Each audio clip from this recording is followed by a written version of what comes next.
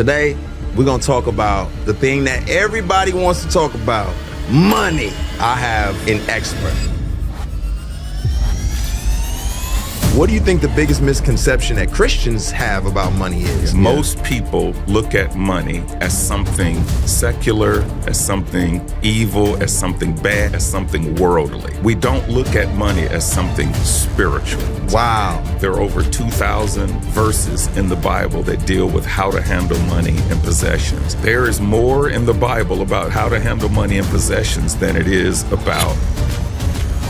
Most pastors don't talk about money very well. Not to mention that many pastors abuse money sometimes. We're going to go there. Do you think money changes people? I think... This is The Deep End with Lecrae.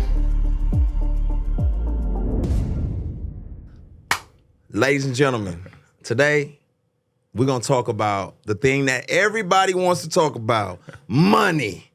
But I'm not just going to sit up here and talk about money. I have an expert, okay? You can't just get up here talking about money. I have an expert. Not only is he an expert, he's a lot of things. So let's go down the list of all the things that he is.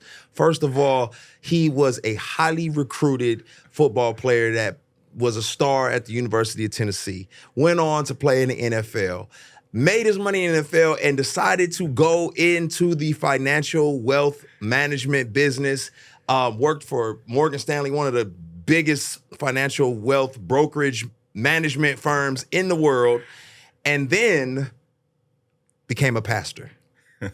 Not only is he a pastor, he's my pastor, y'all. Today we had the pleasure of meeting with Lee Jenkins. Man, what an introduction, man. Hey, man, you did a lot of things. You. Yeah, I just haven't determined what I wanted to do when I grow up, yet. I'm still trying to figure out who I am. So, just done a lot of things, man. Yeah, it's an honor to have you. Well, it's an honor to be your friend, to be your pastor, honor to be on this podcast, man. You've had a lot of heavyweights on here. Yeah, I mean, Kurt Franklin, who's who, Jackie Hill Perry, who's who, Darius Daniels, who's who. Now you got me, who's he? First of all, what's crazy is that you have so many backstories with all of these people. It's kind of crazy when you think about it.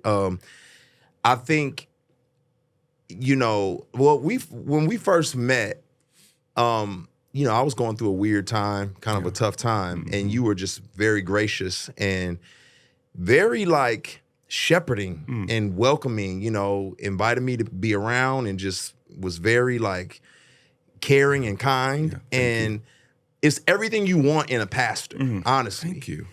But I had no idea the backstory. Yeah. You know what I mean? Because you come across so humble and down to earth and approachable and attainable. But then I'm like, wait, you were in the NFL? Wait, you were the star at University of Tennessee? Wait, you were managing some of the biggest accounts in the country financially. Yeah. And how does that happen? How do you get from there to here? Man, well, it's been an amazing journey. I've always been interested in a lot of different things. Even when I was a child, I was interested in sports. I was interested in music. I played saxophone. Wow. I love going to church. Okay. Yeah. And so I had this thing in me, this athletic thing, this business thing, and this creative thing in me all at the same time. I played in the band in high school. I didn't stop playing in the band until I started being a football player, So I had all these varied interests. And so I've just always been curious about different things. Yeah. So when I got to college, obviously at the University of Tennessee, man, I felt like I could make it in the NFL because a lot of the guys who were a little bit older than me, they were playing in the NFL, and I practiced against them every day. Yeah. And I said, man, if they can do it, I can do it. So that was always my dream. Yeah. And then after my career ended, by the way, NFL for me stood for not for long. Which is important for people. And it's not a long time for most people. Yeah. So it was a short stint with the New York Giants. And then after that, I jumped from sports to the creative world. I became the road manager and business manager for the #1 gospel group at that time in the world, which was the Winans. Crazy. Yeah, that was really crazy, Question man. is? Yeah, oh my God, I was right there. Question is, tomorrow. That's crazy. Everything you touch is a song. So you're managing their money at this time? Managing money and them. That's crazy. Yeah, and them as artists. Yeah. Traveling with them everywhere they went, every interview, everything. I was right there with them. And this is when they first took off. They won their first Grammy when I was with them. Wow. And, of course, their albums were doing great. So that was a phenomenal experience. And I thought about making that my career. Okay. I studied business in college. Then I went to football. And next thing you know, I'm in the music industry. And I thought about making that my career, but I just wanted to do something that I thought was a little bit more structured, a little bit broader. And so I eventually moved back to Atlanta, which was my hometown, got hired by Morgan Stanley. They sent me to New York City, right on Wall Street. And I worked in the World Trade Center, literally. And one of those towers is where I went to work every day for months and did my training. And then I came back to Atlanta, which was my hometown, and started my career in the investment business and spent 25 years as an investment advisor managing the portfolios for multi-millionaires, a few billionaires. And basically, I was in sales because you got to sell people, convince people to entrust their assets to you. And that's what I did for 25 years. And then after that, I became a pastor, started a church from scratch. We've gone from 0 people 12 years ago to almost 4,000 members. Sheesh. And it's been quite a ride. Man, God has been breathing on the things that you touched. It's crazy. But you skipped over something that I wanted. You managed the wealth of billionaires. Yes. So billionaires entrusted you with their money. Yes, they did. If anybody's watching this, billionaires trusted this man with their money. Yeah. You need to listen and pay attention to what he's gonna say, because I don't have $1 billion. So, you know what I mean? If I had $1 billion, I wouldn't know who to trust it with. But clearly people trusted you with that level of money. What, you obviously, I know a little bit more of your story, but you didn't grow up with money. No, I didn't. So for a lot of people who don't grow up with money, I feel like they go one or two ways when they get some. They blow it all. Yeah. Or they just hold on to it and don't do anything with it. Right. What lessons did you learn, or did you start applying based off of your experience? Well, it's interesting that I ended up in a career advising and investing money for billionaires and multi-millionaires when I did not come from that kind of background. Right. In fact, my background was the opposite. I didn't even know what a stock was, a bond was, until I got in college. Wow. And I barely knew it then. So here's what was driving me. I grew up in a home and we struggled immensely from a financial standpoint. My father was an alcoholic, very, very inspirational to me because he was a former college football player. He was at all my games, came to a lot of my practices. He was my biggest fan. Very inspirational, but very irresponsible as a father, especially financially. So we struggled a lot. There were eviction notices. There were things that lights getting cut off, electricity getting cut off. So as a kid, I had this drive to want to be financially successful because I had tasted what semi-poverty looked like, and I didn't like it. Furthermore, I saw the damage it did, to my mother struggling, just overall the stress. So I kind of made up my mind when I was about 8 or 9 years old that whatever being a millionaire is, that's what I want to be. So when I went to college, I studied business, and I wanted to know, how does this economy work? How are these big buildings getting built? How are people able to drive around in Mercedes-Benzes and BMWs and live in mansions? And most of the people who look like me, who were black, and at least this was primarily in the early 1980s, when I was coming out of college, most of the people who looked like me, who made a lot of money, were either entertainers or athletes. Now, there were successful doctors and lawyers and entrepreneurs. They just weren't showcased.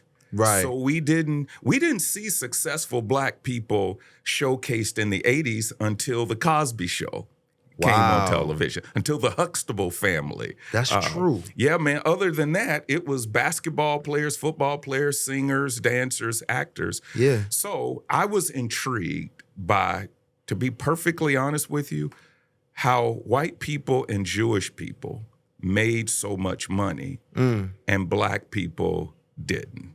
Yeah. Why didn't we have the kind of wealth? And so that became one of my missions, to learn about this thing called wealth management. And as I learned, I wanted to pass it on to other people. So I just fell in love with it. And then the last thing is, when I went to the NFL, I had some money, and many of my friends had money, and most of us didn't know what to do with it because we weren't trained in financial stewardship. We weren't talking about wealth. Wasn't something that we were trained in our schools, in our churches, or in our families. So now you got money in your hands and you don't know what to do with it. So what do you do with something that you don't understand? You abuse it. Yeah. You blow it. Yeah. So I did what most 22-year-olds do when they come into quick money, and that is, although I had the academic knowledge, I didn't have the discipline to hold on to it. So money came and went in my life pretty quick as a one-year pro athlete. And I made up my mind, from here out, Lord, if you bless me with another penny, literally, I'm going to steward it well, and I'm going to build this into wealth by the grace of God. That's very interesting. Like, a couple things you said. Like, number one is being 22 and encountering more money than you've ever seen in your life. Yeah. What do you feel like the pitfall for most athletes is? Because I'm not even contemplating the fact that they're super young. So what is the pitfall? What don't they get, or what are they not understanding? Well, people who don't come from money, obviously, or not obviously, but people who don't come from money sometimes have an inordinate desire to spend money. So, for instance, when I got drafted by the New York Giants and I went to the stadium to practice, I noticed a couple of things about the cars that the guys had on the team. Most of the black players had Porsches, Benzes, BMWs, top of the line. Most of the white guys had pickup trucks or American sedans. Now, why was that? Yeah. For some reason, we, and I'm including myself, had this inordinate desire to show off our wealth. We kind of felt like we had something to prove. There was something in us that wanted to be accepted because maybe we felt like we weren't accepted prior to that. And some of that is because of the way we grew up. Yeah. I mean, racism and bigotry can do a number on you from a self-esteem standpoint. And poverty can too, and struggling, financial struggle can. So some of these white guys, and I'm generalizing here, many of them came from very solid middle class or affluent backgrounds. Okay. So the first thing that they did, they didn't go out and buy a Mercedes-Benz with their bonus check or a big house, or they didn't have to buy mama a house and buy sister and brother cars. But many of us felt like we had to do that. Yeah.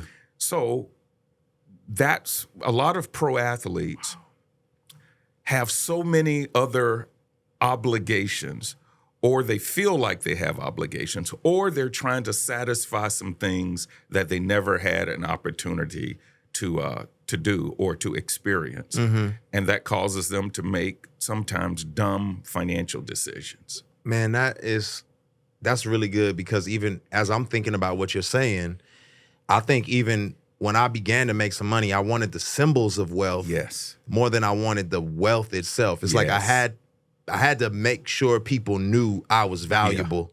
And my wife, on the other hand, she came from a more middle class family. Her dad, pulled himself up from his bootstraps and became a fireman and built houses and did stuff. And so she had a more solid background, and she was always like reeling me in, like, no, don't put no rims on that. and you don't have to do all those things. So it makes a lot of sense how insecurities and all those things. And even when I got my first big check, my thought process was, I got to help my mom. That was kind of my thought process. And so I never even considered, some people, that's not even in there. It's not even on their radar. Man. Yeah, but for us, it was more the symbols. We were more driven as young African Americans, athletes. At that time, I was an athlete, but I would say that this is prevalent in a lot of different genres. Oh, yeah. We were more interested in the symbols of wealth rather than the substance of wealth. And it's a big difference between the symbols and the substance. Break that down a little bit. What is? Well, the substance of wealth is building real wealth, which is building your net worth. Net worth, when you say a millionaire, you mean your assets minus your liabilities. That whatever that number is, you take your assets minus your liability, that means net worth. So substance of wealth from a financial standpoint is your net worth, building it over time. However, most young athletes, especially many of the Black athletes, we were enamored by income. Income is what you make. You can't pass your income down from generation to generation. That's a wealth issue. So we were enamored by income, how much money we were making, and then transferring that income into status symbols. Wow. And neither one of those build wealth. So I had to reorientate myself to, what does wealth mean, financially speaking? And nobody taught me that. When I grew up, wealth was what kind of car you drove, what kind of house you lived in, what kind of clothes you wore, what kind of jewelry you had. That was wealth. But wealth to some of my other colleagues who did not look like me was what kind of house you had, but it wasn't necessarily the biggest house on the street. They would try to buy the smallest house on the street in the most expensive neighborhood, but the smallest house. They were not enamored by luxury, high-end luxury vehicles. They certainly weren't buying expensive clothes and jewelry. Now, they eventually did. But that wasn't the first thing that they did. So the symbols were a byproduct of the substance. Wow. But we go for the symbols first. And never experience the substance of wealth. That was a masterclass. Yeah. Okay. That's really interesting that you say that. I remember when I was with this particular brand and I was sponsored by them. And I mean, they gave me everything. They sent like products to my house all the time. I felt like I was just this ambassador that was just getting loved on and getting everything that they had to offer. And I want that for you. I want you to get everything we have to offer. And that means you need to become a part of the BSIDE family. Because once you do, it's like we sponsor you now. It's like we want to give you all the bonus content, the courses, all of the things that would make you the better version of yourself. So make sure you subscribe to the BSIDE so that you can get access to all this bonus content made just for you. I want to talk about, because you're a pastor. Yes. Pastors and money is a big problem, especially like in the Black community. Yes, it is. Right? Like there's this like terrible history or relationship of what the Black community thinks about pastors and money. So I do want to get there, but what I want to, from your perspective, like, what do you think the biggest misconception that Christians have about money is? Like, what don't we realize? Wow. Well, I think that is the first misconception. Okay. How about this? God and money, Christians and money, then it comes down to pastors and money. Okay. But let's talk about God and money. Most people look at money as something secular, as something evil, as something bad, as something carnal, as something worldly. Yeah. We don't look at money as something spiritual, okay? Yeah. That's the number one problem. Because money, handling money, stewarding money, tells us more really about our spiritual lives than almost anything. And let me give you an example. Yeah, break that down. Jesus said, where your treasure is, there will your heart be also. In fact, in Luke chapter 19, he challenged a guy named Zacchaeus. Well, actually, he didn't even have to challenge him. Zacchaeus saw Jesus passing by, and Zacchaeus was the head of the IRS in Jericho, and the text says he was very rich. Yeah.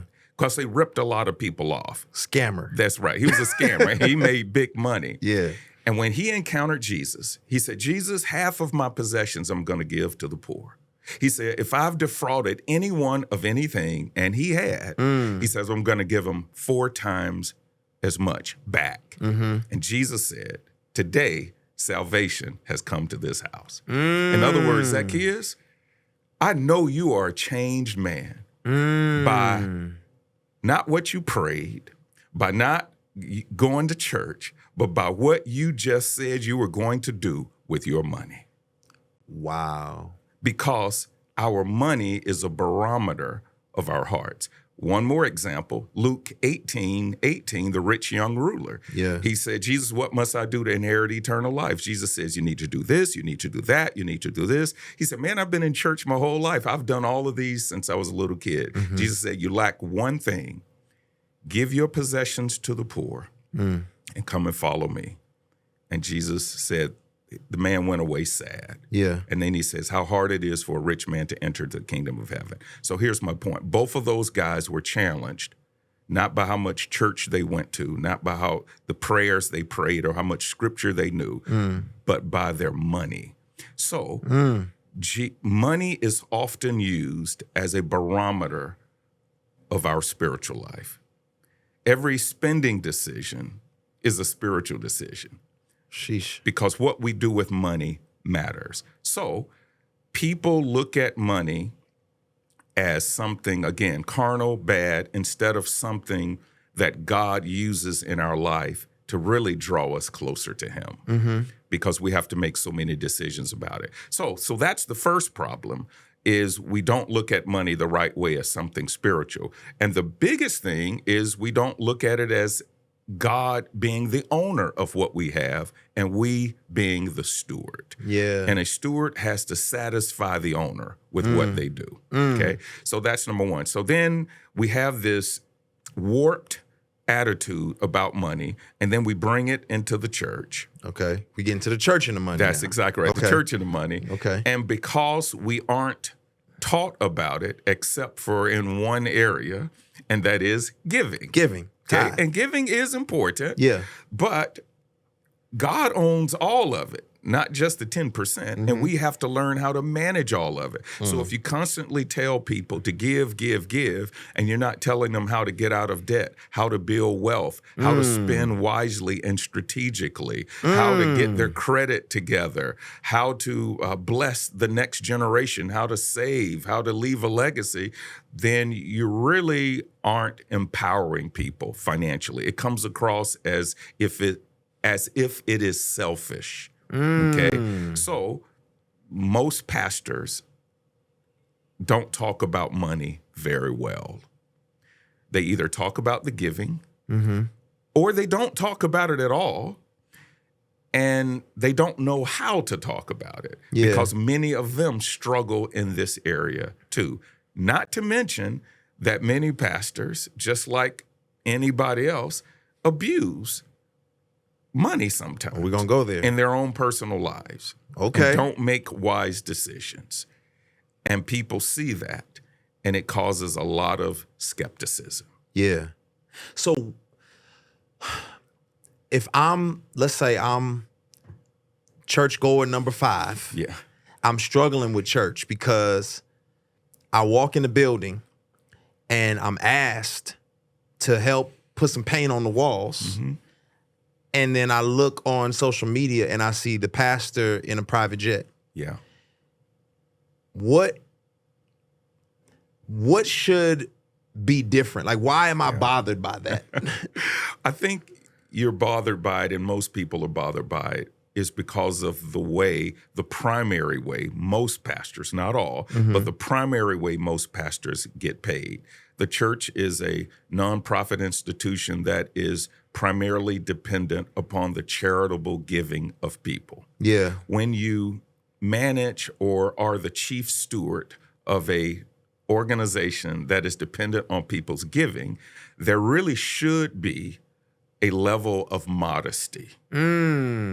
Now, I can't define what modesty is because that's different for everybody. Yeah. But there should be a level of modesty because that money came from the sacrificial giving of people. Sheesh. So when you take money and you spend it on extremely extravagant things that came from the sacrificial giving of people, those two aren't congruent. It causes skepticism. It causes doubt in people's motives, and it just doesn't look good. So a lot of, and this is not true of most pastors, but it is certainly a stereotype of many black pastors. Right. The ones who get a lot of looks No doubt. a lot of times. No doubt. So I think one thing is modesty is very important. That's good. And then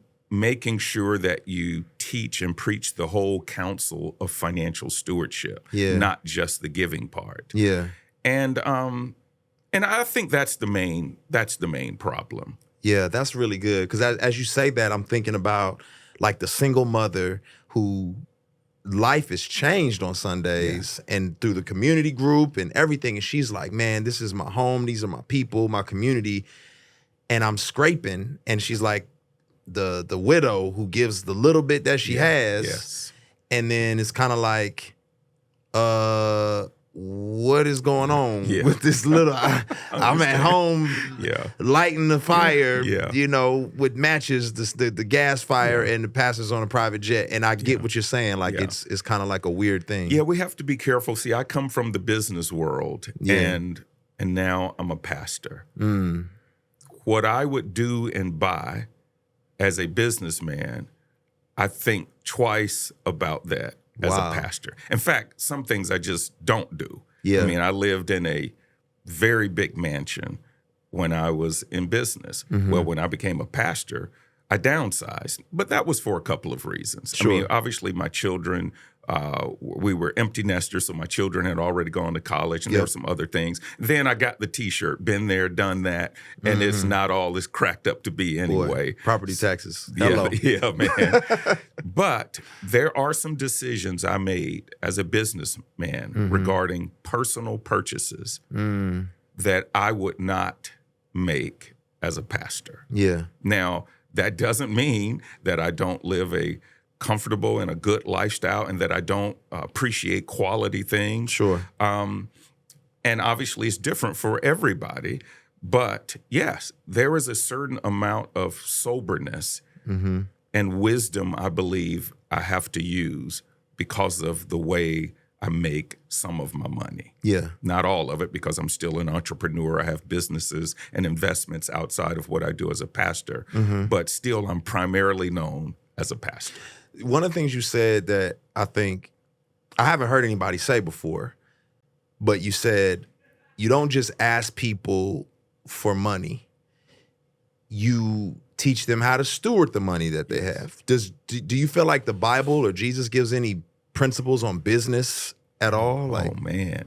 The Bible is full of business principles and financial principles. In fact, there are over 2,000 verses in the Bible that deal with how to handle money and possessions. Okay. 16 out of the 38 parables in the Bible deal with how to handle money and possessions. Wow. So there is more in the Bible about how to handle money and possessions than it is about heaven, hell, love, faith, many of the things that we talk about.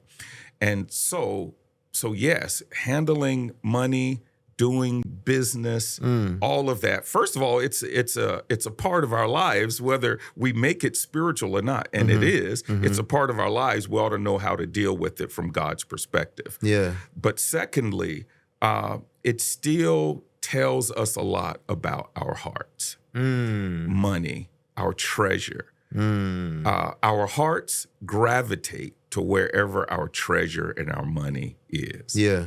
So people don't understand God's perspective about money and business. And if you don't understand something, you're going to abuse it, or you're going to handle it the way the world handles it. That's good.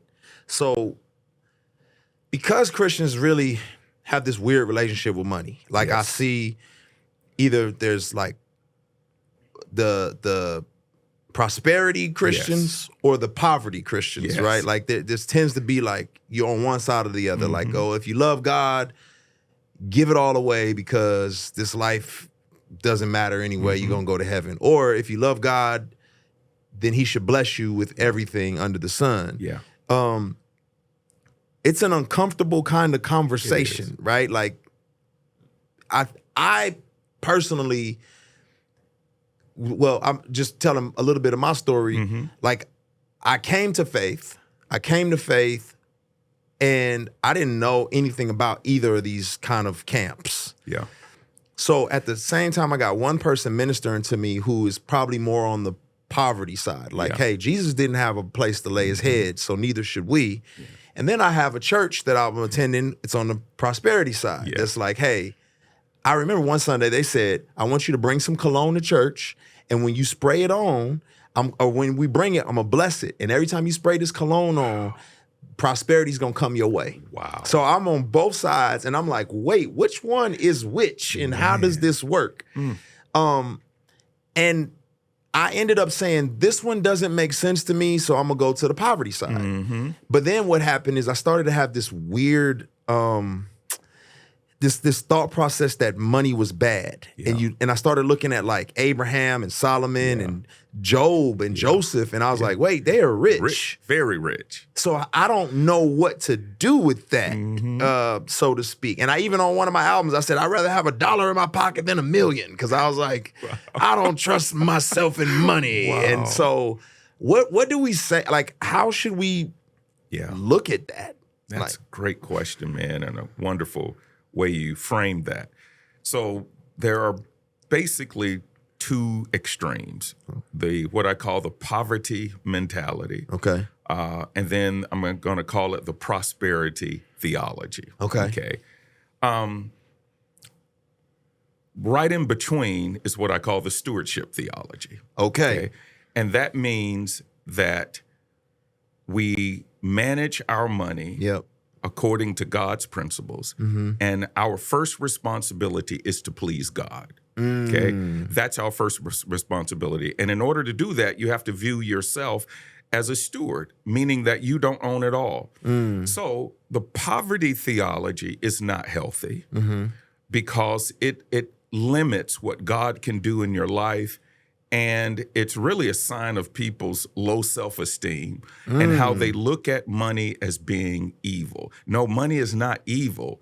It is the love of money that is the root of all evil. And we've been taught that money is evil. It's not evil. But money can be dangerous. Okay, if it's not managed well and if you don't have the right perspective. Now, the prosperity theology is mostly about everybody having uninterrupted health and wealth.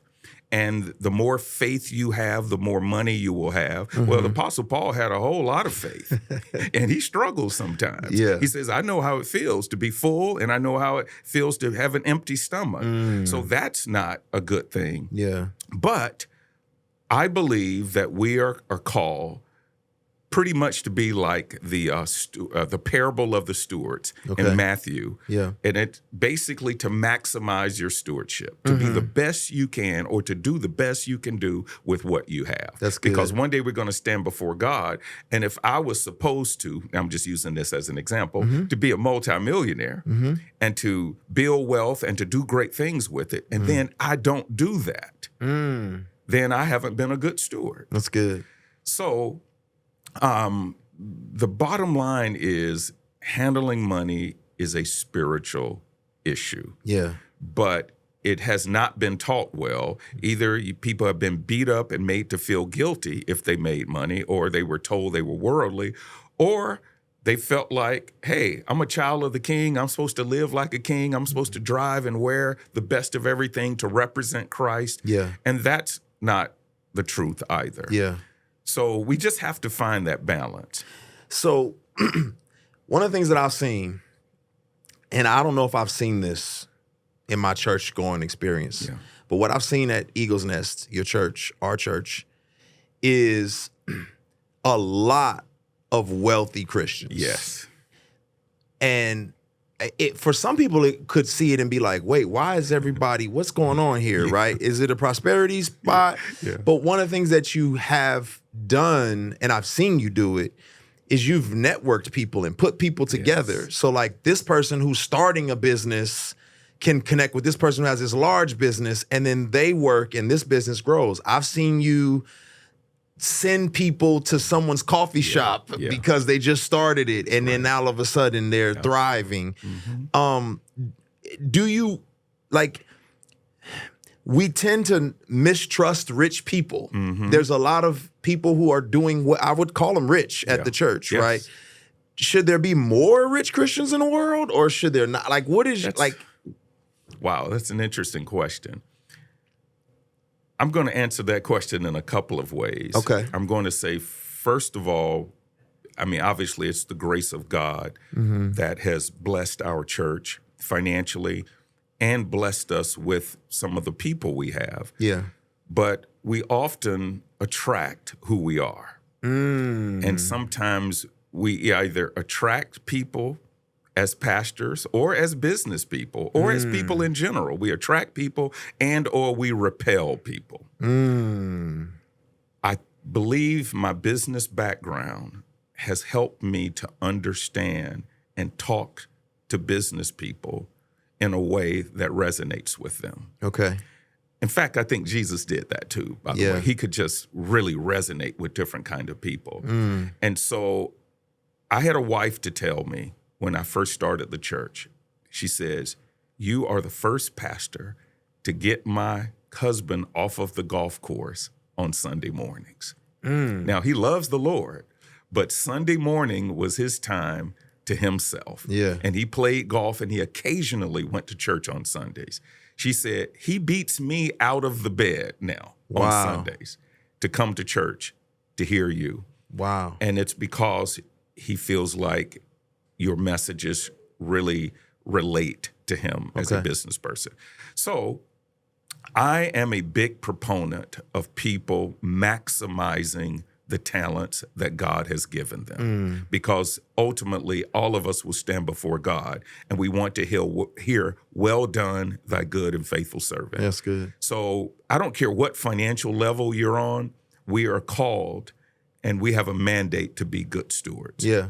However, I do believe that we should use money as a tool to help advance God's kingdom. So if God gives us money, to whom much is given, much is required. Yeah. So I often challenge and equip our well-to-do people, our wealthy people, to use their money the right way. And I believe it resonates with people. Yeah. So, but I have to be first partaker in that as a pastor. And so, yeah, man, we aren't afraid. I've had people to say that when they came to Eagle's Nest, that their financial life got transformed. Wow. And I said, well, how did that happen? They said being in the environment, being around, rubbing shoulders with millionaires and multimillionaires, hearing how people talk about money and giving and seeing how we impact the community financially, how we support other businesses, it rubbed off on them. Yeah. And that now they viewed money with a different perspective as a tool that God can use to advance his kingdom and to transform people's lives. What do you say to people? Because I've had people approach me with this as well. What do you say to people who say, well, with all of this money going around, where's the impact? Where are the missions work? Where's the soup kitchen? Like, that should be bigger and louder. What is your response to that? Every church has a different assignment, just like every Christian has a different assignment. And there are many ways as to impact the poor, to do overseas missions. One of the ways we do it is by partnering with people who do it way better than us. That's good. So we partner, we give money to mission organizations so they can hire missionaries. We support missionaries. We do go to soup kitchens, but we support ministries who do that better than what we can do. So there are different ways to get the job done. But yes, that should be a vital part. If God has given a church or a person the ability to manage wealth, then you should use that for God's glory. So you have a reel that went kind of viral. Yeah. And it said if you took all the money out of wealthy people's hands and gave it to poor people, that the rich would be rich again and the poor people would lose all their money. That's right. Break that down. Yeah, that shook a lot of people up. Yeah. All right, so I got to give you a concept first. Okay. The concept is wealth is built from the inside out, not the outside in. Okay. Wealth is who you are more than what you have. Okay. So many of the people I mentioned in that post, in that social media post, I mentioned Jeff Bezos. I mentioned Robert Smith, who's the wealthiest African-American in America. I mentioned Oprah Winfrey. And there are others, Warren Buffett and many other people. I said, if you took their money away, took them from multi-billionaire status down to zero, that within a 3 to 5 year period, they would be back to millionaire status and soon to be back to billionaire status. But if you gave their money to poor people, many of those poor people, let's just say you spread their money out and just gave $1 million away to a whole bunch of poor people, many of those poor people, not all, but many of them would be back broke in 3 to 4 or 5 years. I don't want to cut you off. Hold your thought. But I know this to be true because my cousin won the lottery. That's a great example. Lottery winners. And was broke again. That's right. Right after, but go ahead. Exactly right. Because wealth is who you are, not just what you have. Yeah. Wealth has to be an inward realization before it becomes an outward manifestation. Ooh. You have to have the right things on the inside first, like a good work ethic, integrity, wisdom, knowledge. You have to know how to build relationships with people. Yes, you do need to have connections. That counts, all of that. So the reason I believe that went viral is because it was true. And a lot of people don't want to deal with it because some of those very people who were upset about that, if we gave them $1 million, they would go blow it. That's right. Many of them, not all of them. Sure. So there is a certain skill that needs to be developed in people in order to teach them how to manage wealth and how to build wealth. Because if you don't know how to use something, if you don't know the purpose of it, you're more inclined to abuse it. Yeah. Or to lose it. Yeah. So some things are just a reality. So I want to talk about what some people would call an elephant in the room, but it's a reality. Yeah. And I'm you mentioned it earlier, but like I want you to like from your experience, because I know you've managed different people's money, Yes, and you've been in relationships with different people. There is a difference between how black people and white people handle money. it is. What is that? Well, I'm going to say two primary things. Okay. Number one is history. All right. We have two different histories.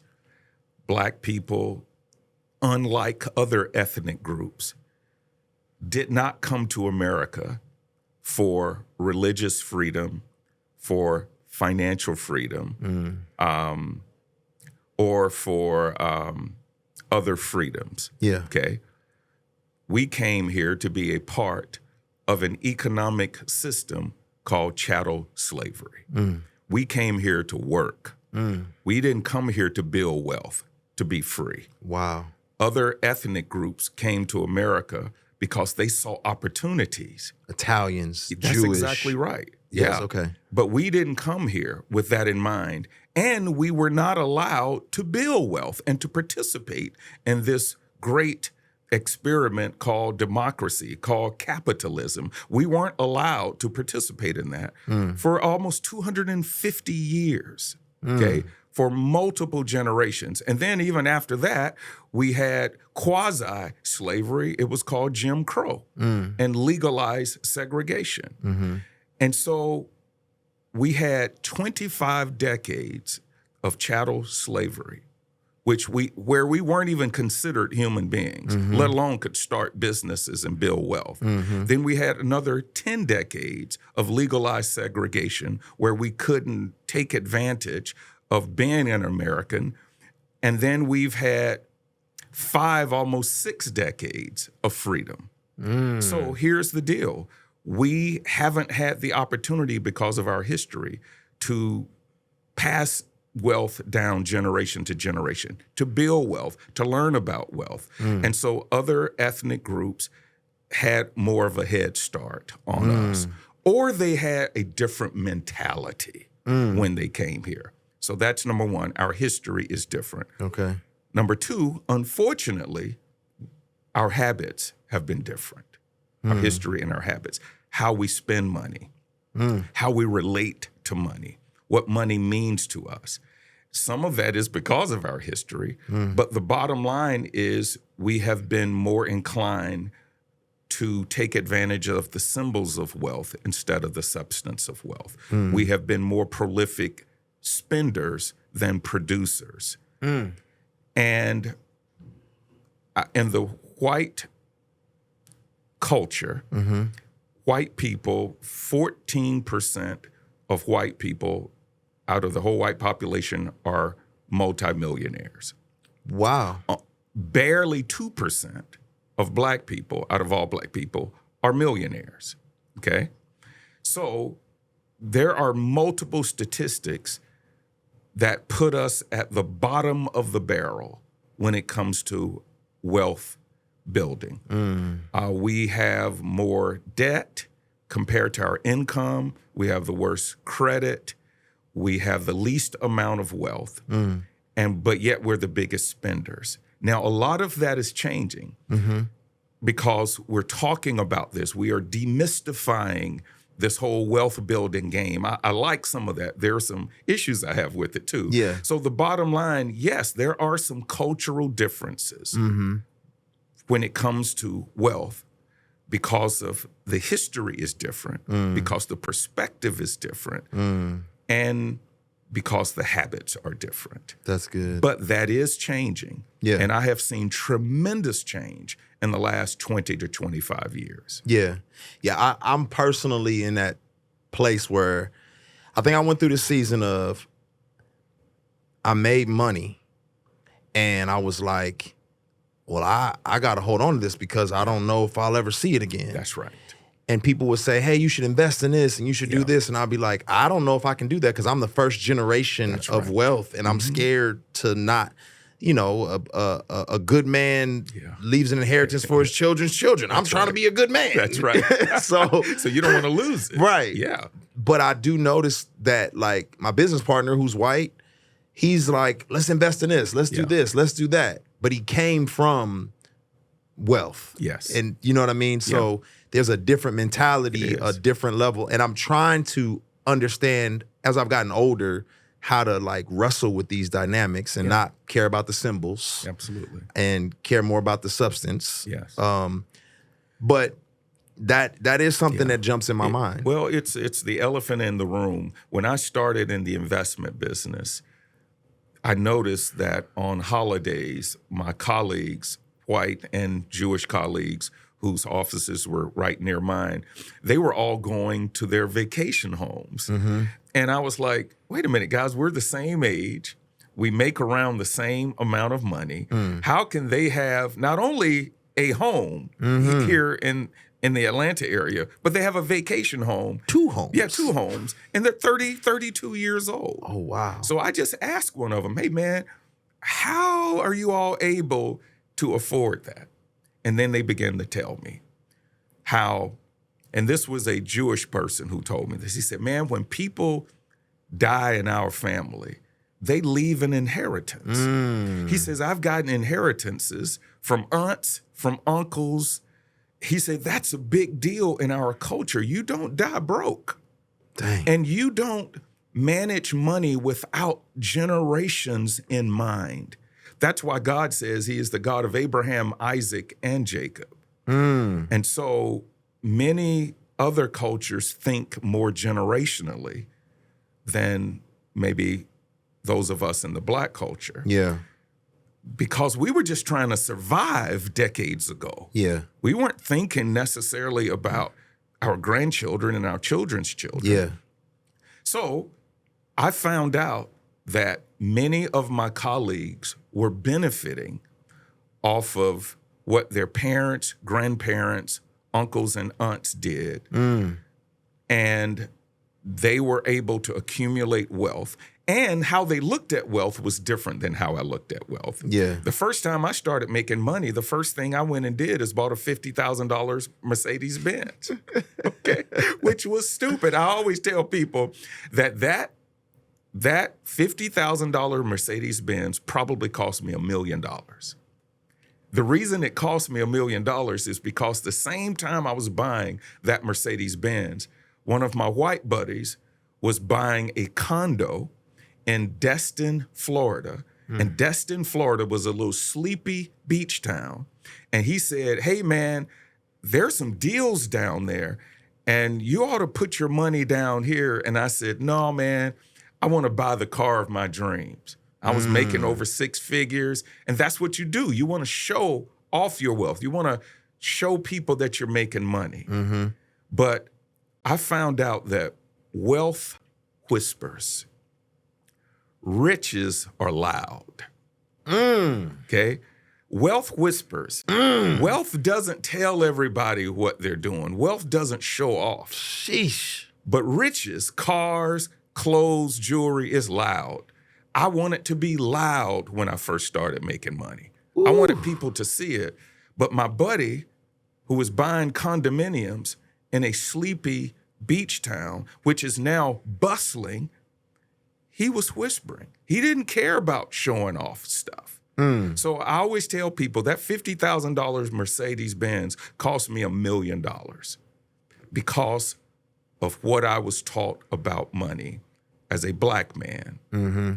Growing up, money was and wealth was always tangible. How you looked, what you drove, what you wore, instead of what you had.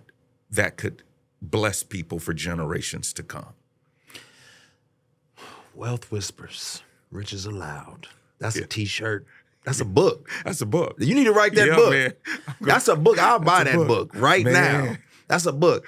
Okay, for Tanisha and Jerome, who make $50,000 a year, and are like, what does this conversation have? What tangibly do you give to the people who are like, man, I want to be in that place, I'm not there? Yeah. What do they do? Okay. Before I answer that question, I want to say something about this wealth building culture that we live in. Yeah. All of the online gurus Yes. financially. Talk about it. So I'm going to talk about the good and bad and the ugly, and then I'm going to answer that question. That's good.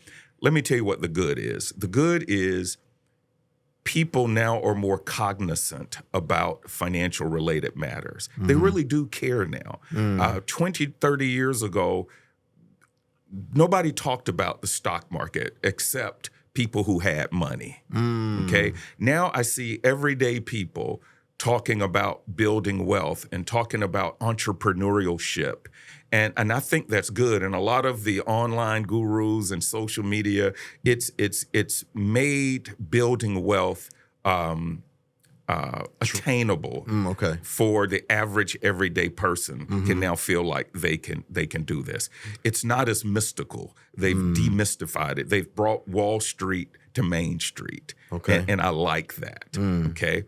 The bad thing is many of the people who are making their money have never built wealth, have never done what they're telling other people to do. That's so true. And so they've never lived it out. So, hey, I'm glad they're talking about it, but I think you got to be careful who you listen to. But the third thing that I'm concerned about is many people are making money an idol. Okay? So the bad part about that is now people feel like if they aren't making $1 million, if they're not a millionaire, then they're a financial failure. Yeah. They feel like the goal is to become a multimillionaire. The goal is to do this, to do that. And no, that's not the goal. Yeah. I think Proverbs 30, verses 8 and 9, the writer says, don't give me too much money where I will forget about God. Yeah. But I don't want to have so little of it where I would steal. Yeah. Give me enough to meet my needs. That's good. And the writer says, give me my portion. So I want to make it very straight to people that being a millionaire is not the goal. Being a multimillionaire is not the goal. Being a billionaire is not the goal. When that becomes a goal, it usually becomes an idol. Yeah. Okay? Being financially free is the goal. That is being free to live a life that can glorify God financially, to bless other people, and to carry out whatever the calling is that God has on your life. That's the goal. And when you do that, you have this wonderful thing called contentment. Come on. That's what you have. Work with it. And you can be discontent and be a multimillionaire. As a matter of fact, a lot of rich people, because remember, I've worked with them, they are some of the most discontent people around. That's so good. Okay? So, what do you tell people who are just trying to build wealth? Where do you start? Well, the first thing you have to have is the right perspective. And that's not always the goal of becoming a millionaire. It is the goal of being financially free. Yeah. So, in a very simple way, the first thing you need to do is to know how to, all of these starts with an S, seize money. What do I mean by that? What are you called to do? What is your gift?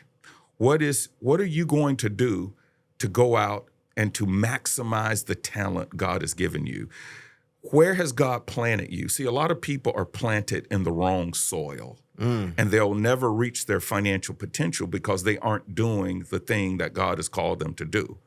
So you want to look at the soil you are planted in and make sure that you are doing something that is conducive to your talent, okay? Second thing is how you save money. No, how you spend money. Okay. Because once you earn money, you have to spend it strategically. And the number one thing is spending less than what you earn. And that sounds simple, but it's very hard because the more money most people make, the more they spend. We keep raising our lifestyle. This works on any level. I don't care if you're making $40,000 or $400,000 or $4 million. You have to spend below your income. That's good. Secondly, you need to handle debt. Okay. And I'm going to call that how you save money, meaning debt eats up your money. Yeah. Okay. So getting out of debt is very important because it does allow you to save, because it frees up more of your money to build wealth. And so now there is a way to use debt strategically, but for the most part, most people use debt destructively, not constructively. So you got to seize money the right way. You have to spend money the right way. You need to save money the right way. And then you need to sow money the right way. Okay. Meaning that while you are doing these things, seizing it, meaning getting in the right soil, saving it, spending it, you need to be giving. Okay? You need to make sure that you are being a blessing to the kingdom of God and to other people. So those are just a few of the things. Yeah. But the key thing from a practical standpoint is spending less than you earn, is taking the difference and putting that money to work in some kind of vehicle that will eventually work for you. You have to feed investments, so one day the investments will feed you. And investments could be stock market, it could be a business, it could be some kind of entrepreneurial endeavor, it could be real estate. The goal is to have enough money to put away so it can grow and then help you fund your lifestyle. That's good. I heard an old school, my grandma's church in there, like, you got to seize it, you got to spend it, you got to save it, and you got to sow it. Man. But there is one word that a lot of people neglect, and one strategy, and that is getting on a budget. That is, and what do I mean a budget? That can mean different things to different people. So I really don't like to use the budget word a lot. I like to use making sure you have a strategic spending plan. Okay? That just means we're all going to spend money. We all enjoy spending money. What's your plan for it? Yeah. Okay? If you don't tell your money where to go, you're going to wonder where it went. And I don't care what level you are on. So overriding all of those things is a spending plan. That's good. Now, every time I go to the store, get some ice cream, get something to eat, somebody brings me an iPad and says, we just have one question to ask you. And then it's give 20%, 10, 18. And generally I think 20%. Yeah. But recently I was challenged with that because it's like, man, I'm giving 20% without blinking an eye because it's the right thing to do. And the church is asking just for 10%. Just 10%. What is the biggest misconception or understanding about tithes? Wow. Man, that's such a great question because we find it easy to tip. Yeah. We find it easy to go in the mall and to buy what we want to buy. It's amazing how big, how small a dollar is when we're shopping. Yeah. But how big a dollar is when we're in church. In other words, all of a sudden that 10% seems like a whole bunch of money. Okay. So the bottom line is it's a trick of the enemy to keep people, number one, and this is going to be very different, from being closer to Christ. When we give to God through the church or through ministries, when we sacrificially give a portion of what we have to God, it's not just a financial transaction, it's a heart transaction. Yeah. Because where our treasure is, our heart will be also. Yeah. So literally, when we give, it should bring us closer to Jesus, okay? So, but we find it easier to give toward other things And when we give toward those other things, spending money, other things that have nothing to do with the kingdom of God, guess what happens to our heart? It becomes closer to those things and further away from the Lord. So other institutions and entities aren't afraid to ask us to give. But then when the church and the kingdom says, hey, we need resources to build this building, to do ministry, all of a sudden we get all uptight about it. That's a trick of the enemy. And it's one of the ways that the devil keeps us focused on the wrong thing. Yeah. Okay, so a lot of people say money changes people. Yes. Even in the scriptures, Solomon had a lot of money. Yes, he did. And he did a lot of bad things. Yes. King David got rich and he took a woman that didn't belong to him. Yes, So he did. Do you think money changes people? Yes and no. Okay. Mostly no. Okay. Money doesn't necessarily change people. Money magnifies who people already are.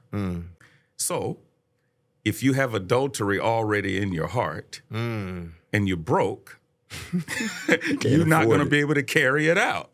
That's good. But when you get money, you have choices. You have more freedom to live out what's in your heart.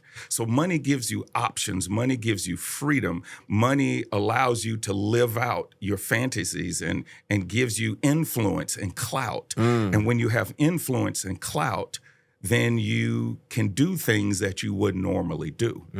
So the true character of a person actually comes out when they have money. That's good. Okay. That's good. So now, does it change people a little bit? Yeah, on the outside. Yeah, you can drive a better car.